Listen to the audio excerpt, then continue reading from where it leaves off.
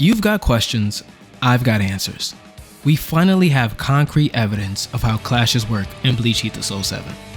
How are they initiated, first and foremost? Clashes are initiated when two attacks of similar strength make contact with one another. This could be your weapon attacks, or as I like to call them, heavy attacks, clashing with other weapon attacks. It can also be your weapon attacks clashing with Soul Blaze attacks, which are armored weapon attacks based on the type of move that's being used. You can also clash Soul Blaze attacks, which I'm sure you could expect. When you're in the struggle state after a clash is initiated, how do you win the clash? Great question. So in my testing, I've seen that you can use all of the available attack buttons to win the clash. This being your basic melee attack, this being your strong weapon attack. You can also use your Ryatsu charge and your jump buttons to win the clash. I'm sure you can also use the R1 and L1, which is usually assigned to your Soul Burst and Tag Switch respectively, to also win a clash. So essentially, use all of the buttons on the controller to beat out your opponent.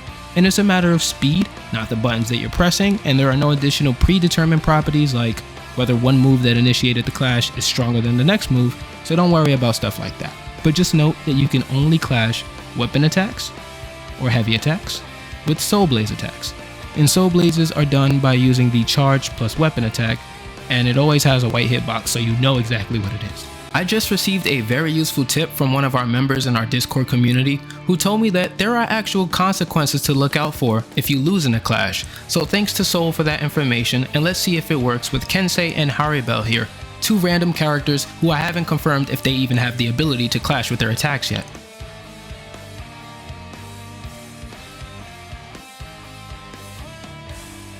You've seen it here first. It looks like Soul was 100% accurate with that tip, so thanks for that, man. From what I can tell, it looks like Haribel here lost 50% of one full bar of her Ryatsu meter, which means that she's now at a resource deficit from the moment she recovers from that knockdown.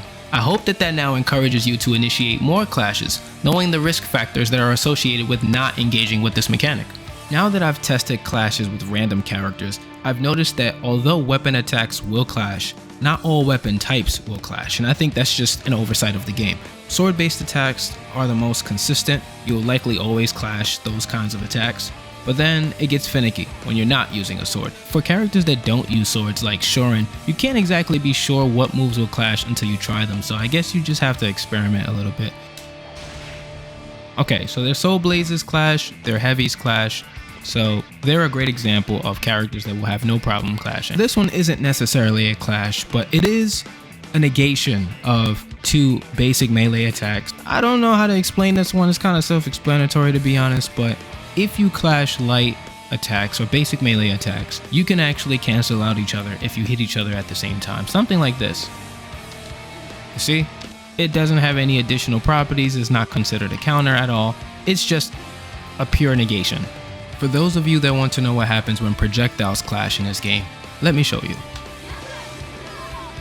Not what you expected at all, right? I also expected them to cancel each other out, but I guess that's not what happens in this game. What does happen though, is bigger projectiles can nullify smaller ones and continue towards their target. Big projectiles colliding with big projectiles will do the same thing that you see here. They'll both hit their target, so don't expect that to save you. Well, I guess I shouldn't have done that then. What you can do to nullify incoming projectiles, which I've put in my previous battle tutorial, is use your Ryatsu charge to cancel out these projectiles. Like this. It also works from pretty far on the stage. Now you know. Well, look at that. We've already reached the end. I'm certain that there are other gameplay mechanics that you guys want to see me explore and break open, so let me know in the comments what you want to see from me next, and I'll try to get on that as soon as I can. To all the new viewers, I appreciate you guys for watching. As you can tell, I've been enjoying playing the game. Mind you, I know that there's a Bleach game currently out that came out this year, but there's nothing like the oldies, man. So I'll catch you guys in the next video. I appreciate you all for watching, and like I said, in the comments, let me know what you want to see from me next. Till next time, I'm out.